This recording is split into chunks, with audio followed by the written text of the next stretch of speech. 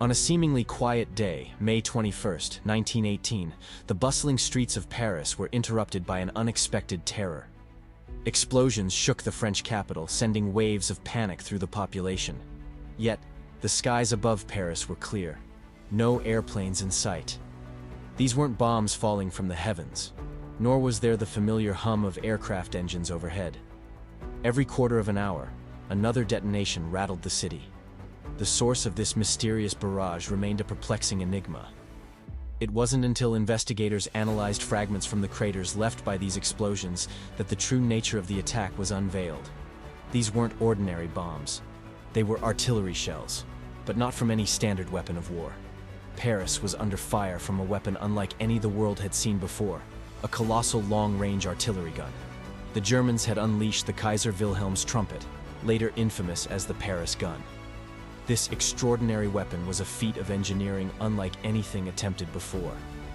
Positioned a staggering 75 miles from Paris, the Paris gun was a massive 210 mm long-barreled artillery piece mounted on a specially constructed railway platform. Why such a platform?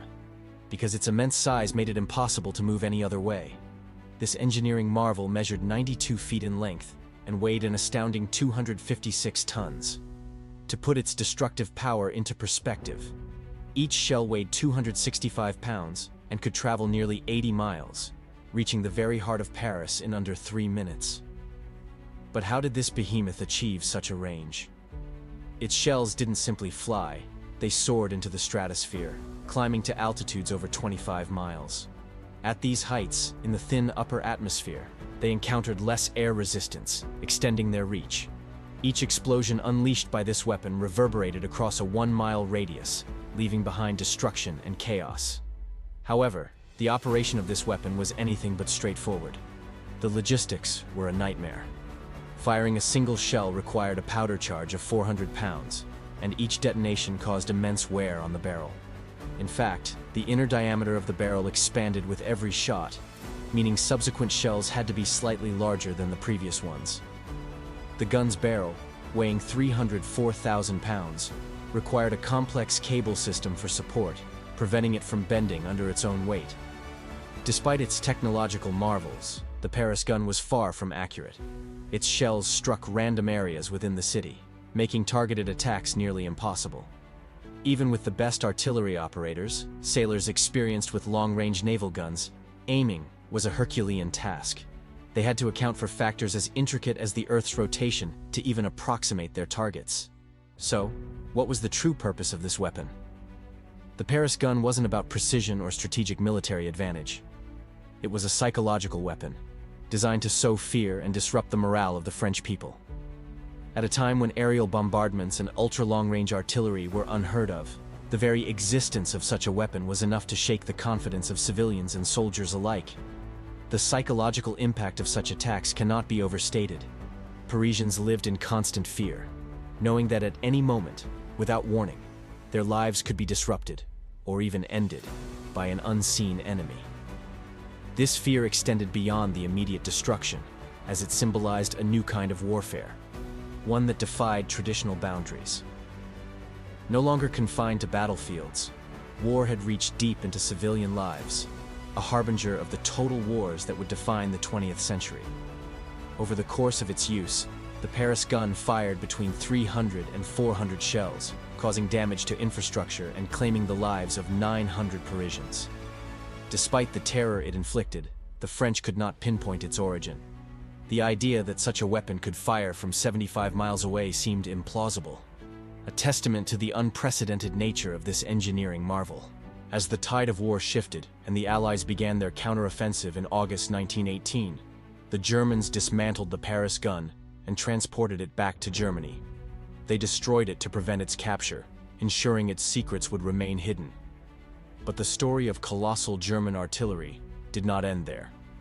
Decades later, during World War II, the Third Reich revisited the concept of superweapons. Adolf Hitler, captivated by the grandiose and the powerful, envisioned something even more extraordinary than the Paris gun. This vision materialized in the Schwere Gustav, also known as Dora, the largest railway artillery piece ever constructed. Unveiled in 1941, This weapon dwarfed its predecessor.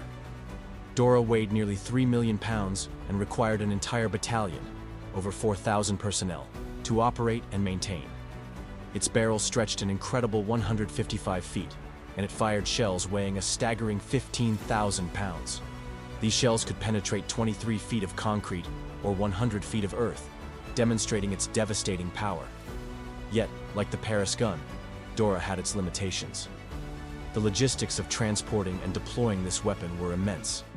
Preparing it for action took weeks, requiring specialized railway tracks, fortified firing positions, and a massive support crew.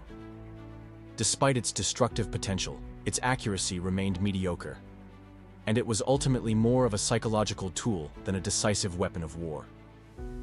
Dora's combat debut came during the Siege of Sevastopol in 1942, where it fired 48 shells. While the explosions were monumental, the weapon's operational challenges overshadowed its effectiveness. By the end of the war, Dora and its sibling, the Heavy Gustav, were dismantled to prevent their capture, marking the end of an era for these colossal weapons. Germany's fascination with superweapons wasn't limited to artillery. Aircraft designs like the Horten Ho 229 flying wing and the proposed Silbervogel orbital bomber showcase the ambition to dominate both the skies and outer space. These concepts push the boundaries of technology, blending futuristic innovation with the Third Reich's characteristic grandiosity. The Silbervogel project, for instance, was an ambitious attempt to create the world's first partially orbital bomber. While the project never advanced beyond the drawing board, its very conception highlights the scale of Germany's wartime ambitions. The idea of a hypersonic aircraft capable of reaching America and returning seemed more like science fiction than engineering, but it symbolized a relentless pursuit of innovation. In addition to their engineering challenges, these weapons often served a deeper, more sinister purpose. They were instruments of intimidation, designed to broadcast the might of the German war machine. From the psychological toll of the Paris gun to the awe-inspiring scale of Dora, these weapons were as much about influence as they were about military utility. The legacy of these superweapons is a mixed one. On one hand, they represent the heights of human ingenuity, showcasing what can be achieved through determination and technical expertise. On the other, they are a stark reminder of the destructive potential of war and the lengths nations will go to assert dominance. The Paris gun and its successors remain historical artifacts, relics of an era defined by innovation, ambition, and conflict. Thank you for joining us on this journey into history's most extraordinary weapons. If you enjoyed learning about these engineering marvels, make sure to like this video and subscribe to Historical Highway for more captivating tales from the past. Until next time, stay curious and keep exploring.